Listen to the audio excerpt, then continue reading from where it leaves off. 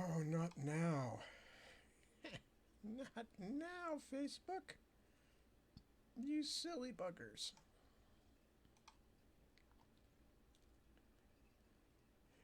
Okay. Good. I think good. Hello. And Merry Christmas. And Joyeux Noël. And Frohe Weihnachten. And what? Buon Natale. Feliz cumpleaños. No, that's birthday. Feliz Navidad. And I did say Buon Natale, didn't I? Anyway, that's all I know. I'm sure there's others. But those are the only ones I know. Off the top of my head, hello, good evening, good morning, good afternoon, wherever you may happen to be. I'm Tad. Still, God, more years than I can count, and I still Tad. So, by God, I'm proud of that. Anyway, so nice to see you all. I was trying to figure out what I was going to do. I had a wildly overambitious thought a few weeks ago where I was thinking I might finish that Bobby Dollar Christmas story that I started a couple of years ago, which was yet another Bobby Dollar Christmas story because I've read the one that I've already written a while back, which is God Rest Ye Merry Gentle Pig. But I had another one that I had written about half of, and of course it was wildly over optimistic because I haven't gotten anywhere near it or near anything else. However, I did find one, and I'm not sure if I read it or not. So I'm not going to read it tonight.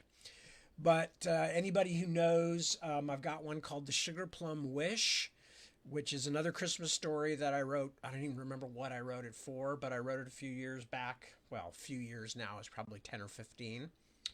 No, not that long. It's been since we've been living, since we moved out of the other house. So maybe 10 years, 8 years, 7 years, I don't know. Anyway, if any of you out there know or remember whether I read that story or not, The Sugar Plum Wish, let me know. And if not, I might read it tomorrow night because since these things are all recorded, at least then it's available for people who might want to hear it, like tonight.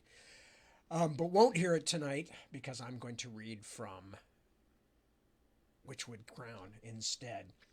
Excuse me for being slightly distracted. I made this tragic mistake where I set the whole thing up, which includes, putting in a bunch of things and getting the streaming code and all kinds of stuff like that, and putting a title on the thing and yada, yada, yada, yada, and all this other stuff. And then because I was reading something, which is one of my favorite websites, which is called the Comics Curmudgeon, which is about something I care about very little these days, which is newspaper cartoons or newspaper comics. But I love the guy who writes it, Josh Furlinger, and I've gotten really into the comic strips he writes about, even though they're terrible comic strips that I would never read in a million years. But I find, following his stuff entertaining. Anyway, because I was reading that while I was doing my other stuff and getting stuff ready, I completely forgot that if I quit out of the Safari, which is the web browser, that I would take everything I had already prepared with me, which was a mistake. So I had to start all over again at 7:59, getting streaming codes and all that stuff and hammering everything into it. So forgive me if I'm slightly brain dead. Not that I wasn't slightly brain dead before I started anyway. And now I'm feeling like I need to sneeze. So I'm just in terrible shape tonight. It's miserable. But, however, for once I actually have got the presents that I was going to buy for Christmas because we celebrate that. Not in a religious sense, but maybe in a spiritual sense. I do believe there's something special about the winter solstice and the winter holidays. I do not discriminate against people who do not celebrate holidays or who celebrate different holidays than I do. I could care less. But I do like the winter solstice thing. And when I was a little kid, even though we were never religious in my family, but we sang Christmas carols and we had a family thing where, we'd get together with what the family was at that time, which was mostly my mom's family. Her two sisters and their kids and us and our kids and my grandmother, who is my mom's mom. And we'd all get together and Grandma would play the piano and we would sing Christmas carols together. And it was great fun. And the Christmas carols themselves, some of them are quite charming, and they still give me that vibe, that kind of you're a little kid and Christmas is an amazing, weird time of the year. And there's this whole religious thing that you know about, even though if you're like me, you weren't really raised in the tradition. But in thy dark streets shineth the everlasting light. The hopes and fears of all the years are met in thee tonight, which is O Little Town of Bethlehem. I mean, that's a powerful concept, even if you don't believe in the religious part of it. Just that idea of a little manger in a little town holding the hopes and fears of the entire world, which you can look at it in any number of ways. You don't have to be a Christian to see, the wonder of a birth, any birth, any birth at all. So I still have a kind of sentimental feeling about Christmas stuff. And as I said, there are many of the Christmas carols that still work for me. We Three Kings also, there's that whole, because they're going through this whole thing about the kings are bringing all these presents and then there's that whole bit about myrrh and the tomb and all that stuff. And just like in storytelling and writing books, there are certain things, and that's a good example of how in the midst of this Christmas celebration where we are theoretically celebrating the historical birth of a person who is the founder and central character in an entire religion, and yet at the same time it's intricately wrapped up with the death of that person, even as you're celebrating their birth. And that both on the one hand leads to some very interesting, strange things that humans have always really been fascinated by. The idea of the king born to die, and all kinds of things like that are really interestingly human and show up in a lot of myth and folk tales, but also at in a much more prosaic way. In a much more prosaic way. It also leads to things like in the one of Will Ferrell's best movies, Talladega Nights. Sorry. Talladega Nights, where he's a race car driver and a big old dumb American. And there's this great bit in a great scene where he's with his family and he's saying grace and he's addressing the little baby Jesus. And he gets in an argument with other people at the table about, it's like it's not the grown-up Jesus. He likes talking to the baby Jesus, which I don't know why, but that always killed me. And that is that in and of itself, though it's a simple, silly joke. It's like, yeah, Christmas is weird. We're celebrating the birth of this person who's going to die in a horrible way, supposedly for all of us, but whether you believe that or not, it's a pretty horrible thing that's coming for that particular person and all of their friends and family. Anyway, I don't know why I'm off on this wild tangent, except okay. So yes.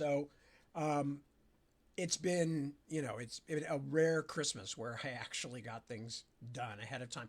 Perhaps because there's so much other stuff going on that I've had no choice except just like either get it done or just leave town, because if you don't get it done, there's going to be no other alternatives. You've got so many other things to do, you're not going to be able to fix it at the last minute. And plus, I think we're just giving a lot of people money this year. It's like, oh, we love you so much, but we didn't go out and find you a present. Here's some money. But it's mostly because our kids need it because they're all moving out. So we're giving them fewer presents and more cash this year. But anyway, so back to the original subject. So I actually have a lot of fondness for the holidays. I don't have a great deal of fondness for the holiday season because of all that goes with it, like the busy stores and the parking and the kind of frenetic piling on of Christmas commercials like we have here in the States, and Christmas decorations, and and of course they start doing the Christmas ads really right after Halloween now, which is disturbing. and the ubiquity of bad Christmas music, because a lot of Christmas music is quite gorgeous. I have to say. I mean, back briefly to the subject of Christmas music. I mean, you listen to songs like the old spiritual "Go Tell It on the Mountain" or the is it a French carol or a Spanish carol? I saw three ships come sailing in. There's a lot of really cool songs, and the music is really great, but unfortunately when you hear like a Muzak version of something for the 300th time, it's hard to appreciate it quite as much. But I'm also thinking about it this year because for the second year in a row we don't have a tree, and part of that is because our living room is completely swamped and subsumed with stuff that's just stacked up in there because we got halfway into moving in and then we realized we were going to be moving out again. But we also didn't have one last year for various reasons. And I hate that. It's always been my tradition to get everything finished on Christmas Eve, all the present wrapping. And, I've been a dad for decades now. So, that's like staying up late and getting all the Christmas stuff dealt with and all the stockings and stocking stuffed and all that. And then, like, my tradition for me personally has always been at like 1 o'clock in the morning or 2 o'clock in the morning when all the Christmas stuff is finally prepared. I would sit down with the lights out and the Christmas tree lights on and just listen to Christmas carols as a way of kind of getting back in touch with what was so enchanting to me when I was young, about this time of the year. So we haven't been able to do that the last couple of years. Didn't do it last year, won't be able to do it this year. Who knows? I'll think of something else to do. I'll find one of my find something that lights up and sit next to that after I finish with tomorrow night's wrapping or something. I don't know, but it's another thing that I regret and I intend to remedy next year. Because we have I don't know about you guys, but I have so few meaningful traditions, and that was one of them.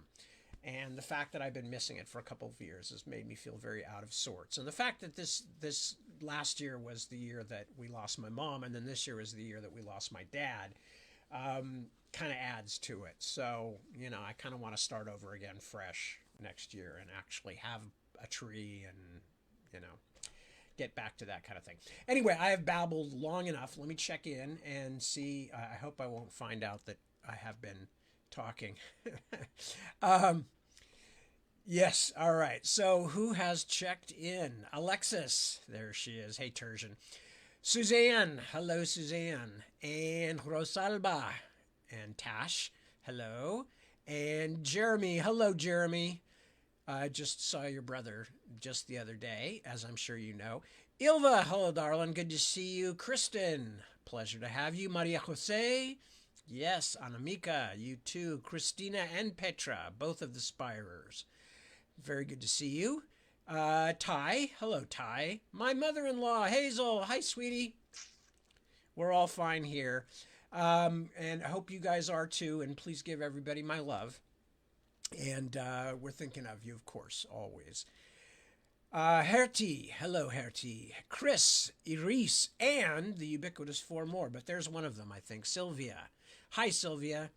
Yes, I was thinking I may still run out and get a tiny Christmas tree. Sylvia's talking about having turned to tiny Christmas trees. Wouter, hello. Kevin Murphy, hello. Merry Christmas to you too. Good to see you. Let me think. And Winter, hello. Winter has finished wrapping prezzies. Oh yeah, that's right, because you get Christmas before we do, don't you? We've just popped over the top into Christmas Eve day, but that's right. You're a whole day ahead. So, well, happy Christmas to you and yours, and I hope everything's going well there for all of you on that side of the date line. I am going to be reading again at 7 p.m. tomorrow. And as I said, if anybody says, oh, no, you haven't read that to us, I might read that story. Otherwise, I might read more. Witchwood Crown. Okie dokie dokie doke. So anything else? Anything else that I need to tell you guys about? Not really. We're just in the mode. As I mentioned, we're getting closer to when things are going to get really crazy and are going to accelerate into actually trying to move houses and rehouse kids and all that kind of stuff. So, but we're not quite in the thick of that yet, not for another week or two at least. So really, that's about it. I'm going to be talking to my publisher about Navigator's children sometime the next few days. She doesn't have a whole lot of. She's finally had a chance to read the whole manuscript. She has a few small things she wants to tell me about, but I don't think there are going to be any major changes as far as I know. Let me think. Anything else? I'm still plugging away at the rewrite of Ordinary Farm and getting some regular work done on that. So that's good. And I think that's about it. So I might as well start reading. So if I forget to say so, for all of you who do celebrate Christmas or any of the other December holidays, I hope yours is a really good one. If you don't celebrate them, that's okay too. I still hope you have a really good December and a good New Year. Whenever your new year happens to be, because that also is something that is highly specific to certain cultures at certain times, but not all the same. And that's okay. Very important. We still, despite the great homogenization of first television and radio and then the internet, all, during the lifetime of basically my parents and I, there has been a real strong movement afoot to keep hold of traditions, and I think that's excellent, because the homogenization is going to happen no matter what. That's just a fact. As the world becomes closer, as communication becomes more ubiquitous, as the length of time it takes to communicate or to send things and all that shrinks and shrinks and shrinks, traditions are good. Traditions help us to remember what particular part of the population we came from. And as long as we remember that no part of the population is inherently better than any other, then yeah, tradition, especially these kinds of tribal difference makers, they rock. They're all good. I was raised on all kinds of different traditions because of different friends, families, and stuff like that, and I consider it to be one of the blessings of growing up in a fairly cosmopolitan area. So yeah, whatever tradition you hold to, whether it is religious or not, I wish you all the best. So, okay, we're going to go back to the book. We are reading from the Witchwood Crown, and we're starting chapter 17, White Hand. And we are going to be spending a little time with Jarnulf. So, chapter 17, White Hand. Lord, I beseech you, make my arm strong and my aim true, that I may smite your enemies. He killed the first one easily enough, putting his arrow through the Hecatea's throat from 100 paces downwind. By the time the white-clad figure crumpled to the snow, Jarnulf was already gliding toward his second spot, keeping the wind in his face. He knew there would be a second spot. Sorry, let me start that one again. He knew there would be a second scout, and a trained sacrifice would be calculating the direction of the arrow even before reaching his comrade's body. Jarnulf had already planned the site for his next shot and reached it in a few swift steps. The second of the Norns appeared below him, moving close to the uneven white-drifted ground, eyes little more than black lines as he scanned the spot Jarnulf had just left. 30 feet further up the rise, Jarnulf stood behind a row of aspens and drew his bow again. Even that tiny movement caught the Hecatea's eye. Jarnulf had to hurry his shot because his target was already nocking an arrow. His shaft flew a little lower than he'd planned and caught his target in the belly, which might well kill him, but not quickly. The Norn spun and fell to his knees, then found the strength to scramble behind a mound of snow. From there, he would only have a short distance to get into the cover of the forest. Jarnulf cursed his clumsiness, then immediately regretted taking the ransomer's name in vain, even in the midst of peril. He knew he could not wait to see if the second scout was badly injured. If the creature had the strength to escape, he might make his way back to a larger body of Hecateia. Then Jarnulf himself would become the hunted one. But neither could he go straight after the wounded sacrifice soldier, because if he lost the wind, his victim would scent him coming, and the wounded one still had a bow. Even badly wounded, the Hikedaya would only need one shot to end Jarnulf's career of vengeance against the immortals.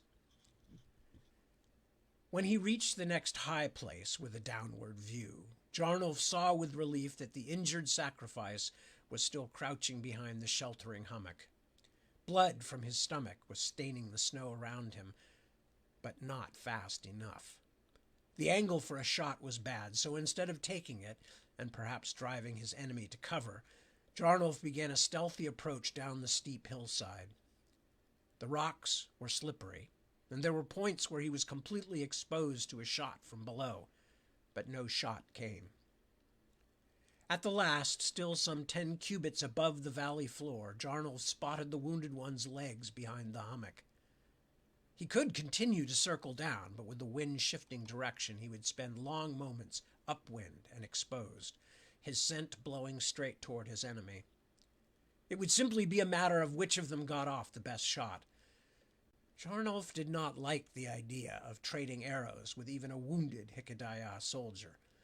Instead, he moved to the edge of a stone outcropping, then dropped to the snowy ground below, only a short distance from the wounded Norn. The snow was softer and deeper than he'd expected. Instead of being able to land and leap forward, Jarnulf found himself floundering in a thigh-deep drift. He used his bow to help himself clamber out, but the scout had already heard him and turned, blood flecking his mouth and chin. Red splashed over white like some kind of crude mask. Jarnulf didn't dare give the enemy time to lift his bow, but flung himself forward without even trying to draw his sword, instead pulling his long dagger as he half ran, half stumbled across slippery snow-covered rocks to throw himself on his enemy. For a moment it seemed he had succeeded. He struck the injured Hikedaya with his shoulder, and his enemy's bow and nocked arrow danced uselessly away. But the sacrifice was well trained and fast despite his wounds, and he had a blade of his own. For long, near-silent moments, they rolled across the snow, locked in an embrace as tight as any lovers, until Jarnulf managed to drive his blade up under his enemy's ribs, close to the arrow wound. The stab did not kill the creature outright, but the blow was deep. Now it was only a matter of time. His enemy's grip grew weaker. As he defended himself from Jarnulf's thrusts, his movements grew slower, heavier. At last, with blood spattered for several arm spans on all sides, the Hikedaya scout slipped into a kind of moving half-sleep. Jarnulf rested him onto his back and thrust the long, thin blade through his eye and into his brain. For a while he could only lay atop his enemy's body, gasping. Struggling hand to hand with even a wounded sacrifice was like wrestling a large serpent, and all of Jarnulf's muscles were trembling. He took deep breaths, fighting to get the air back into his lungs, and if he had not heard a noise behind him between inhalation and exhalation, he would have died. He only had time to roll to one side as the third sacrifice leaped toward him. The spear thrust meant to kill him went instead into the lifeless body of the dead sacrifice. In a fury of self-disgust at having assumed there were only 2 soldiers on this wide patrol, Jarnulf grabbed at the spear and held on so it could not be withdrawn for another thrust. The Hikedaya leaned back, trying to pull the spear free, which gave Jarnulf an instant of safety. His enemy was too far back for him to strike at a vital organ, but close enough that he could stab down through the sacrifice's booted foot. In the split instant that the pale creature gasped, but did not scream, the Hikedaya were controlled even in agony. Jarnulf managed to reach the dead scout's bow. He swung it as hard as he could and shattered it across his attacker's face. As the white-clad soldier tried to shield his head from another blow, Jarnulf threw himself at him, pieces of the broken bow clutched in each hand, the bowstring still attached. He managed to loop the bowstring over the Hikedaya's head, then let his momentum carry him past. A moment later, he was behind his enemy, tightening the cord with all the strength he could muster, shoving his knee into the Hikidaya's back to keep the clawing fingers away from his head. The creature bloodied the backs of Jarnulf's hands with his nails as he struggled, but the bowstring had been made in Nakiga and was nearly unbreakable, and Jarnulf outweighed his enemy.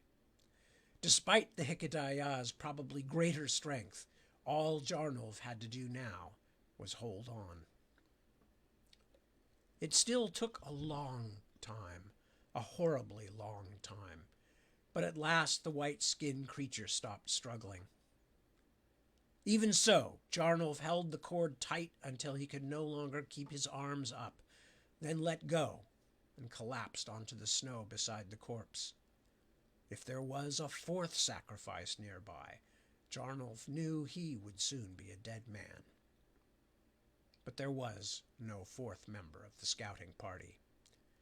Aching, scraped, wearier than he had been in weeks, Jarnulf staggered onto his feet to finish his sacred task, of which killing was only the first act. Corpses by themselves were meaningless. The fear was what mattered. He dragged the 3 bodies to the trunk of a pine tree and set them against it. Next, he took a palm full of blood from the gut-stabbed Norn, put his other hand down against the snow, and blew on the blood until it flew in spatters over his spread fingers. When he lifted it again, the clear outline of a white hand lay on the snow, limned in red blood. Then he kneeled to pray. I dedicate the bodies of our enemies to you, O God. May they learn to fear your wrath. But unlike in earlier days, when he had finished, he did not feel exultant or even satisfied. The sight of the dead sacrifice scouts unsettled him in a way it hadn't before, the emptiness of their dark dead eyes seeming to mirror his own hollowness. How could he simply go on doing what he had done for so many years when the corpse giant's words had changed everything? If Queen Utuku was awake and the Hikidaya were preparing for war, they were nothing like the spent force he had imagined, and all his killing had accomplished nothing. Nothing but death and more death. Jarnulf knew he could not linger near the bodies. He found his bow and retrieved his arrows. He cleaned his boots of blood so as not to make tracking too easy for any enemies that might be nearby, then climbed on shaking legs back up into the trees that crowned the hill. When he was well hidden from the spot where the dead sacrifices lay motionless beneath the cold sky, Jarnulf fell to his knees, pressed together hands still tinctured with the blood of so-called immortals, and sent up another prayer, this one silent. Father, my dear Father, wherever you are in heaven with the saints or a captive suffering in the enemy's dark stronghold, help me see my way. And Almighty God, my other and truest Father, in the name of your blessed Son, Usirius Adon, my ransomer, tell me what you would have your servant do. What good to punish mere slaves when their mistress, the White Witch of Nakiga, still lives? I fear I have lost my way. Tell me what you require of me. Let your servant know your will. He stood, but kept his head bowed for long moments. I ask only this. Send me a sign, O Lord. Send me a sign.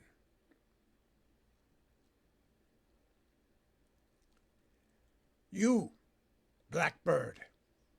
Mako wiped a smear of grease from his chin and pointed to the white hairs lying on the ground like a pile of blood-flecked snow.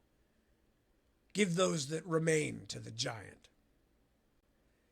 Nezeru took up a brace in each hand.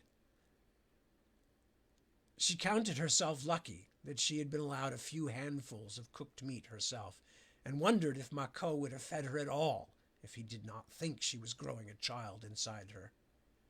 She was becoming used to the lowly role that the hand-shifted chieftain had given her, not that she had any choice.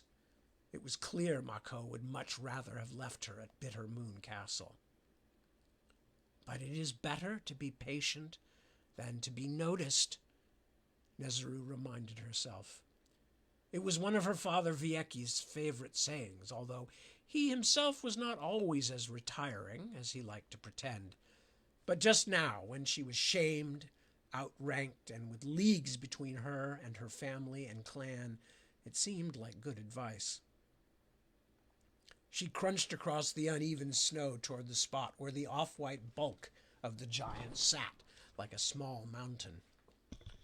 As always, she stopped out of the creature's reach, then tossed the 2 strings of hair so that they landed near him. The great gray and white head lifted, and Nezuru froze in place despite herself. The wide nostrils flared. "Ah!" The giant's voice rumbled like a tunnel collapse in deep Nakiga. "So go, Gamgar will not starve tonight." A leathery hand, so brown it was nearly black, reached out and enveloped the hairs as though they were furry pea pods. "Sit and talk as I eat," he growled. His voice made her bones quiver. "Or are you feared of old Gar?" Nezuru found her voice. "I fear only failure." "An enemy you know well, I think. Sit." Nezuru hesitated. She knew that the giant could not disobey the crystal goad that Mako held, and he would not let the giant harm her while he believed she carried a child. "In any case, I am still a Talon of the Queen," she told herself. "Even my failure has not robbed me of that. Not yet." She found a fallen tree she judged to be just out of reach of the long arms, at least as long as the giant remained seated. The Hikidaya were camped beside the forest they had been skirting for several days, and trees were plentiful, but although he had permitted a cook fire, Mako had ordered her to build it small and to use only dry wood. She thought it was odd the chieftain showed so much caution here, in a place so empty of other living things. The giant fixed her with a stare. His eyes were black and should have been impossible to see beneath his bony brow shelf, but a spark of pale green seemed to burn at the center of each. "You are female," the giant said abruptly. "You look like all the others, but I can smell your womb." He pinched one of the hairs between thumb and forefingers as thick as Nezuru's arms, then sucked it in half, fur and all, before popping the rest into its mouth. She could hear the bones crunching as it chewed. "I hear you are going to whelp, but I do not smell that. Gar wonders why." Nezuru felt a moment of trapped panic, but the creature had spoken almost conversationally. She decided to pretend she had not heard his last words. "Yes, I am female," she said at last. "How is it that you speak our tongue?" "What tongue should I speak?" Gogamgar smiled. At least she thought it was a sort of smile, showing a mouthful of broad yellow fangs.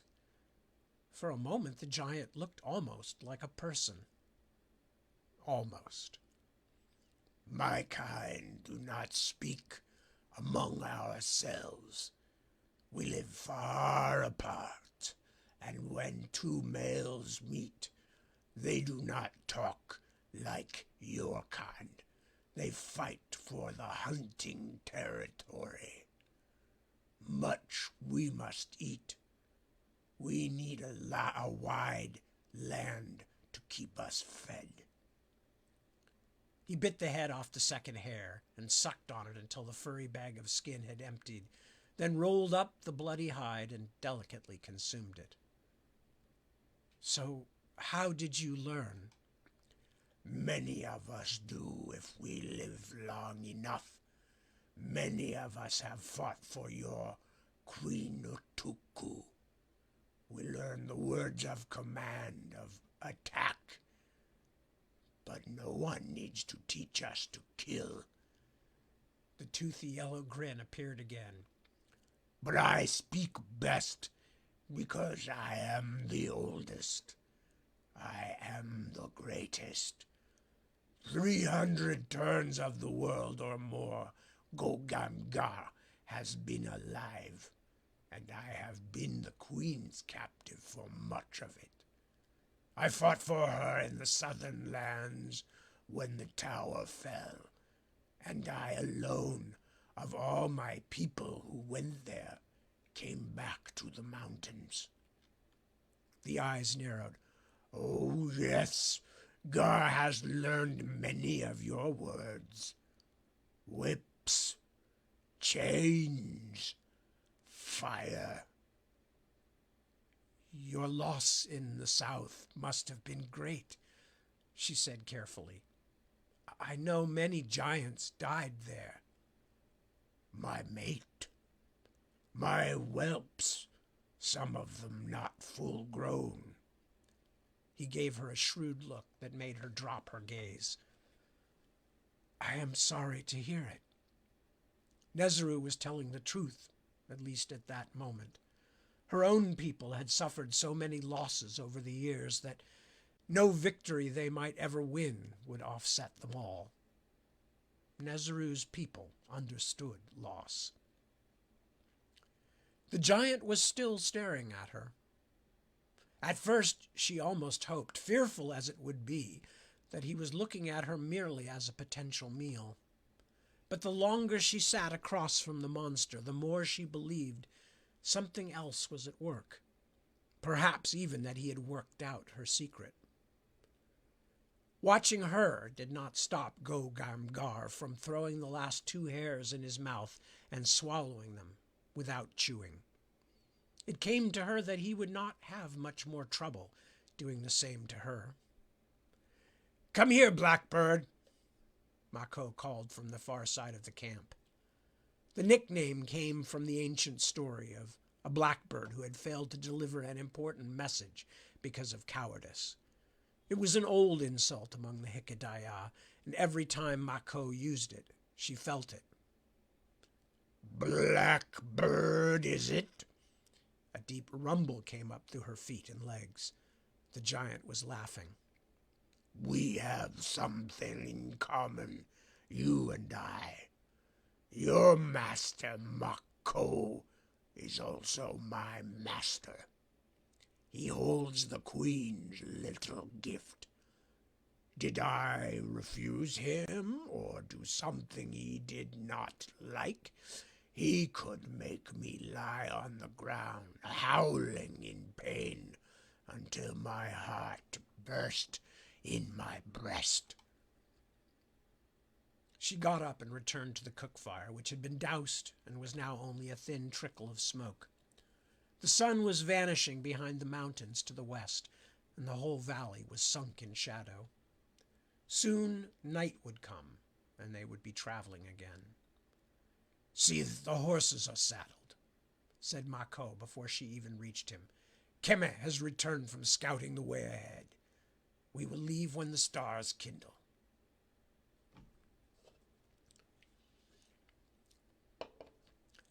The rocky valley narrowed into a defile. By the time the familiar stars had mounted into the sky above her head, Nezeru and the others were walking single file up a steep ridge, only the sureness of her footsteps preventing a tumble onto the jagged snow-capped rocks below. Directly above the horizon, the star called Mantis was following a dimmer light named Storm's Eye, which meant they'd turned farther south than she would have guessed.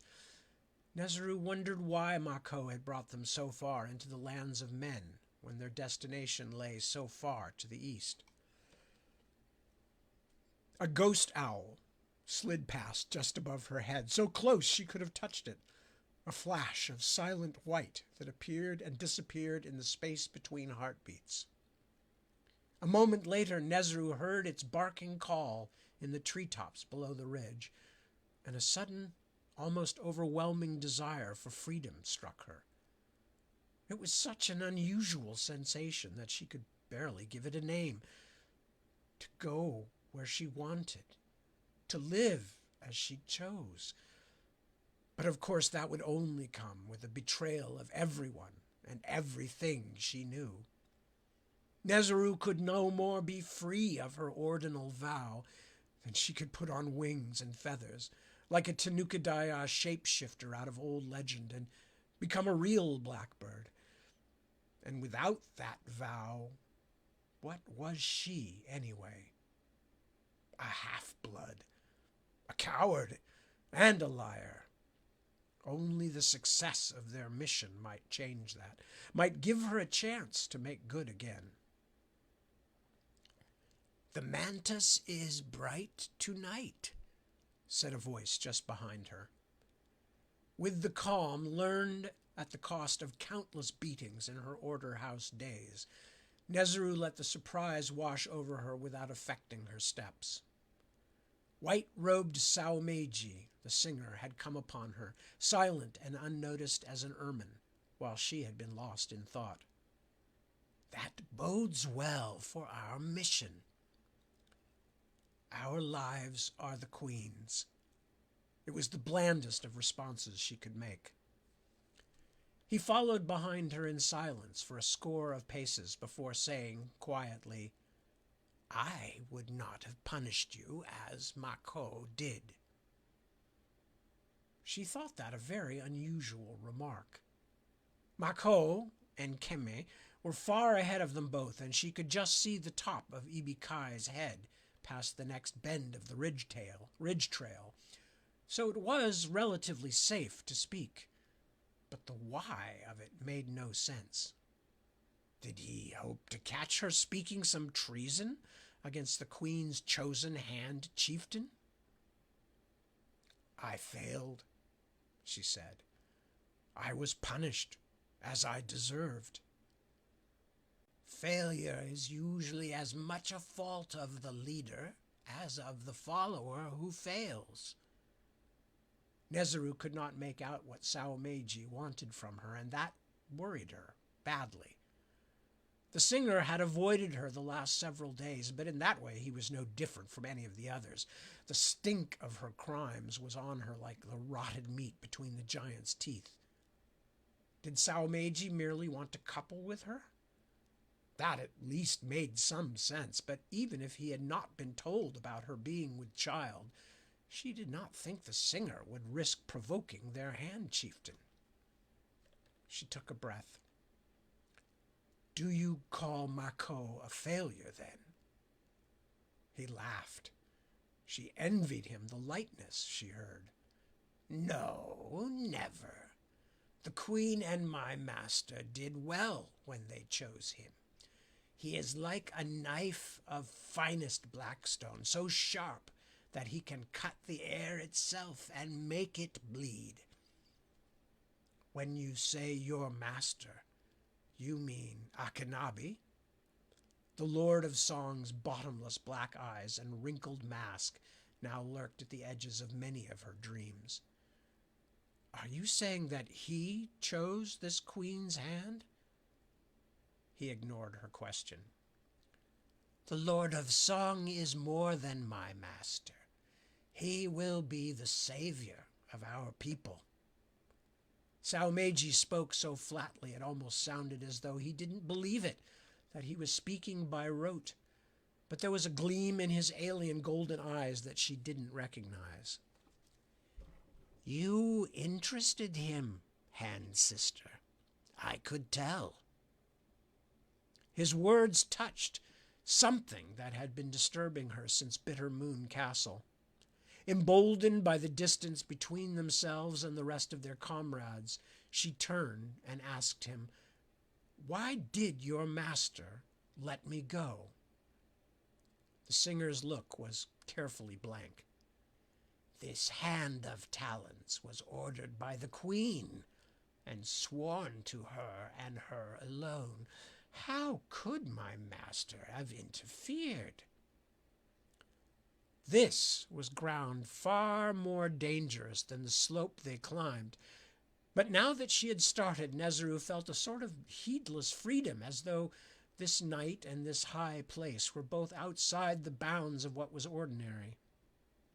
Another part of her was horrified by such risky behavior, but nothing had seemed quite the same since Mako had used the Hebi Kai on her. "You surely know better than that, singer Sao Meiji. Chieftain Mako was the queen's choice to lead this hand. Mako wished me sent back to Nakiga for punishment. Why would Akinabe thwart him of his will?" Sao Meiji did not speak for a while, and they climbed in almost complete silence. For a singer, he was well trained in stealth. "Do you know anything of my master, Hand Sister?" Sao Meiji said at last, "beyond the stories children tell each other." "I know he is one of the very oldest," she said carefully. "One of the first landborn after our ships found their way here. I know that he has the queen's ear and her trust. I know that he is feared in every land by people who have never looked on his face or heard his voice. And by me too," she thought. "How I wish I had never seen him so closely." Sao Meiji shook his head. "You know very little then, young Nezeru. We are of an age, you and I, but I know more than you, much more." He looked straight ahead, as though describing a picture only he could see. "I have walked the deep places below Nakiga, the ancient depths where our people no longer go. And I have seen things there that would send you into madness. But still, I am as a child to Akinabe and his closest kin. We all are. The old ones, the masked ones, are subtle beyond our understanding. What are we who have lived but a few hundred turns of the seasons to those who have passed 1,000 winters or 10,000? He opened his eyes, fixing her with his honey-yellow stare. "My master saw something in you. What that was, I cannot say, nor even guess. As well might a snail try to understand the reasons of the foot that crushes him or spares him. Because we are small, Nezeru. We are small, you and I, and even Mako, and our span is scarcely longer than that of the mortals who swarm the land and destroy our peace. A few centuries, then we are dust. The queen does not die, and her chosen ones do not die either, although eventually all the rest of our kind find their ending. How can you and I judge the thoughts of those who have seen the very form of the world shift, seen mountains rise, seas dry? You like the sound of your own voice, Nezeru thought. That is a failing most of your secretive order does not share. But she only said, "So I cannot hope to understand the reason your master spared me? Because I have never seen a mountain grow? If you like." Sao Meiji was amused again, and for some reason that frightened her. He could be no more privileged in his birth than she was, another half-blood, but with the added defect of the golden eyes of their traitorous Zediah cousins. So what gave this mongrel singer such confidence? It is not a failure of your youth, but a failure of knowledge and imagination, he went on. There are great matters in train, greater than you or I can know, or perhaps even guess at. But if Marco's anger has brought you despair, I bring you something that should melt that unhappiness like sun on shallow snow. And it is this: the most powerful of our folk see some purpose in you, sacrifice Nezeru. Lord Akenabi does not make mistakes. He walked a few more paces in silence, then said, Look up. The wind had risen as they neared the top of the ridge, and for a moment she thought she had misheard him above its noise. Look up? There. You see the stars hung in the sky like the lanterns above Blackwater Field? My lord Akenabi sees the very paths they travel, where they have been, and where they will be. In my scant time in the order of song, I have learned the way their movement pulls on those of us below, the way their light brings life to darkness. But my master even sees the darkness between them. Not the absence of their light, understand, but the darkness itself. He reads it like a book. She looked up at the teeming stars. I do not understand you. She could hear the amusement in his voice. I do not always understand myself, hand sister. When I studied the great songs and the lesser songs in the order house, it was as though fire was lit in my thoughts. That fire still burns. Sometimes it warms me. Sometimes I feel it will consume me, blazing until I am only ash, floating up into those dark places where the stars do not hold sway. Nezeru was beginning to think that this half-blood singer was not merely subtle, but actually mad, as damaged in his own way as she was by her own cowardice and failure. Was it true, then? Were all half-bloods corrupted by their birth? Before either of them could speak again, Ibi-Kai appeared on the path ahead of them. Dawn will be here soon, he announced. The echo had pulled back his hood. His long black hair swirled around his narrow face. Marco and Keme have found a way down to the plain below. Ibi-Kai was clearly waiting for them to catch up, which meant no more unsettling private conversation with Sao Meiji. Nezeru felt relieved. Make haste, Ibi-Kai urged them. We will stop here until the day star is gone. The queen watches over us, replied Sao Meiji. Our lives are hers, said Ibi-Kai, making the sign of fealty. No praise of her is too great.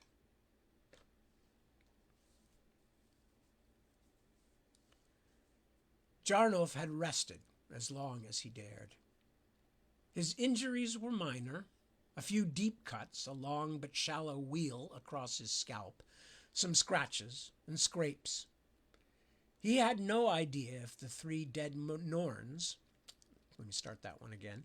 He had no idea if the three dead Norns had been a wide patrol out of Bittermoon Castle, or a scouting party for a larger force, but although this southern end of Moon's Reach Valley had been a good place for an improvised ambush, it was a bad spot for evading a determined hunting party of sacrifices. Large troops of Hikedaya often brought the terrible white hounds from Nakiga's kennels to guard their camp during the day, when the Cloud children did not like to travel. With luck, he might elude upright pursuers in the forested hills above the valley, but Jarnolf knew he had no such chance against a pack of Nakiga hounds. He also knew he could not make his way straight over the highest hills from where he stood now, because of the icy wind-scraped rocks of the steep crest. He would have more choices at the far end of the valley, including a pass low enough that he could climb it without suffering too badly, and if necessary could actually escape through into Hikedaya lands where it would be easier to hide, at least long enough to allow a wide troop to pass him on their way south. Normally, Jarnulf would not have ventured so near to one of their border fortresses, but he could not rid his thoughts of the corpse giant's dire words.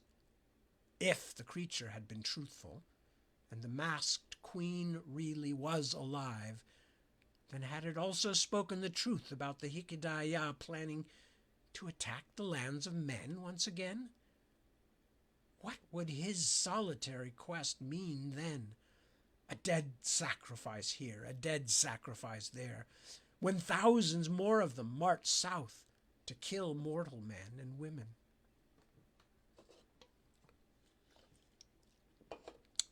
It was the strangest war party that Jarnulf had ever seen.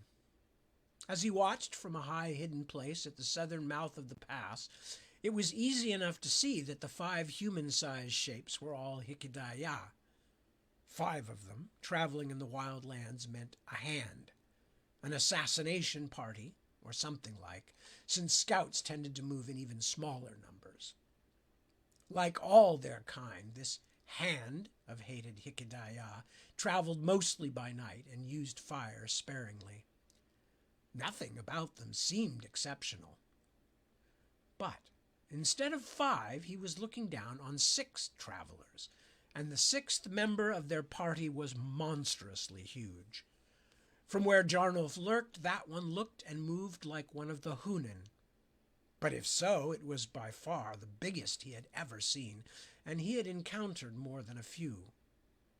Also, the creature did not appear to be restrained in any way, which made no sense at all.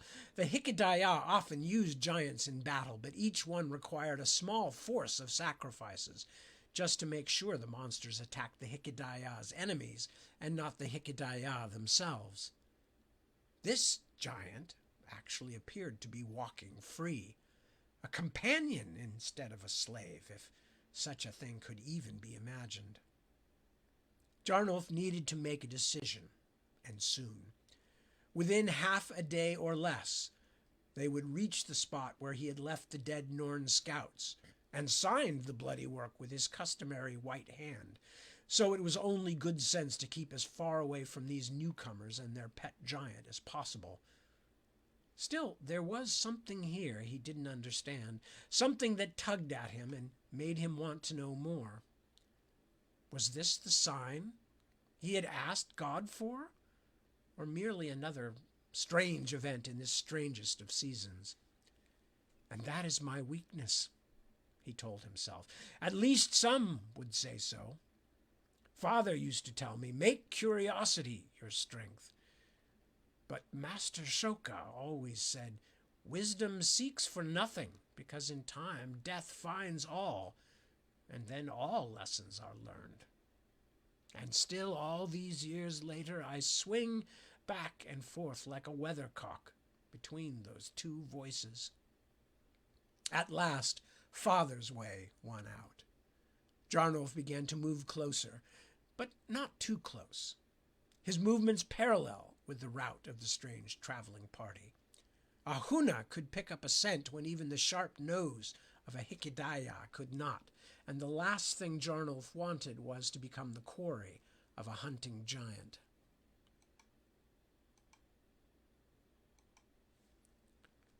And I think I'm going to have to stop there because otherwise I'm starting a whole new scene. So let me mark that. Okay, so here's the haps. I don't know if I'm going to be reading from this point on tomorrow night or I'm going to be reading A Christmas Story. I haven't decided. And if any of you know whether I've read that story, The Sugar Plum Wish, I think it's called, let me know. Or if you know for certain that I haven't in the time that you've been listening or whatever. But more importantly, let me know if I have, because I've lost track now. I think I read almost every short story I've written in the beginning of this process back during the pandemic. Anyway, So, but however, whatever the case, I will definitely be back almost certainly next week. I don't think New Year's is going to interfere with this at all. So, and I never do New Year's anyway, because all New Year's are old years to me, because I'm old. Ha! Anyway, so with that, I will say thank you so much for joining me. I wish you and yours a happy holiday if you're celebrating, and just a happy end to December if you're not. I will be back tomorrow or later today, actually, at 7 p.m. But if I don't see you then, I will see you soon, one way or the other. And take good care of yourself and your loved ones, your near and dear, and your far and not so dear, because everybody needs a little help sometimes. And I will see you all very soon, one way or the other. Good. So, peace and be well.